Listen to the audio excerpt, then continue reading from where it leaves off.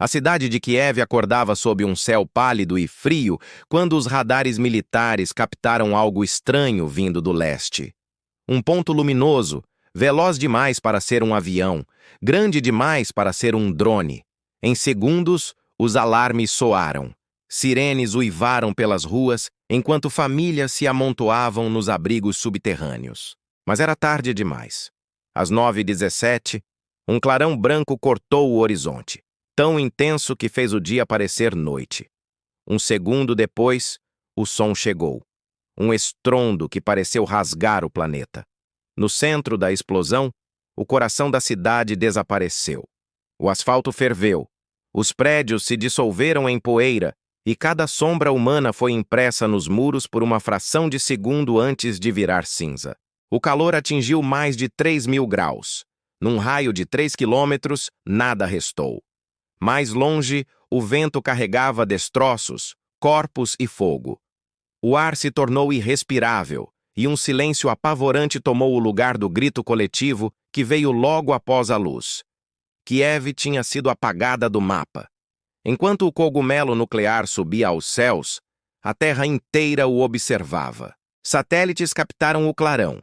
As televisões do mundo mostravam ao vivo o impossível. A Rússia havia cruzado a linha que nenhuma nação ousou desde 1945. A Ucrânia, devastada, se tornou o epicentro de uma tragédia sem precedentes. A radiação se espalhava pelo solo, contaminando rios, florestas e cidades a centenas de quilômetros. A chuva radioativa começou a cair sobre regiões inteiras. Cinza, espessa, tóxica. Crianças tossiam, animais fugiam em pânico, e a Europa segurava a respiração. O vento levou as partículas para o oeste.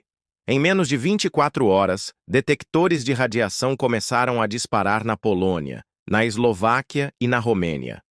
O medo se espalhou como uma epidemia invisível. As fronteiras se fecharam, os aeroportos pararam e milhões de pessoas fugiram desesperadas. A OTAN entrou em reunião de emergência. No centro de comando dos Estados Unidos, generais trocavam olhares pesados. O mundo estava a um passo do colapso nuclear global. A Rússia tentou justificar o ato como uma resposta necessária a ameaças existenciais, mas ninguém acreditou. O planeta assistia estarrecido. Em Moscou, protestos tomavam as ruas, um risco quase suicida em um país sob regime autoritário. O rublo despencou, a internet foi cortada e sanções em massa transformaram a economia russa em ruína. A China, principal aliada de Putin, manteve o silêncio. Pequim sabia. Qualquer passo em falso poderia arrastar o mundo inteiro para uma guerra sem volta. Na Ucrânia, o cenário era dantesco. Hospitais destruídos, soldados contaminados, civis implorando por ajuda. Drones sobrevoavam cidades mortas, mostrando ruas cobertas por uma poeira cinzenta que antes eram avenidas movimentadas. O rio Dnipro estava morto, suas águas fervendo de resíduos radioativos. De satélite, o país parecia um deserto fumegante, coberto por uma cicatriz luminosa que brilhava nas noites seguintes, como um lembrete de que a humanidade havia falhado novamente. Enquanto isso, nas capitais europeias, os líderes tentavam decidir se responderiam. Um contra-ataque poderia significar o fim do planeta. Não responder seria aceitar o terror como política. O relógio do juízo final, símbolo metafórico criado por cientistas, foi ajustado para o ponto mais próximo da meia-noite desde sua criação. O destino da humanidade estava por um fio. A economia global entrou em colapso em menos de 48 horas. O petróleo disparou, as bolsas fecharam e o medo dominou as ruas. Pessoas correram aos supermercados, às estações de metrô, às igrejas. Pela primeira vez em décadas, a sensação de fim iminente era real.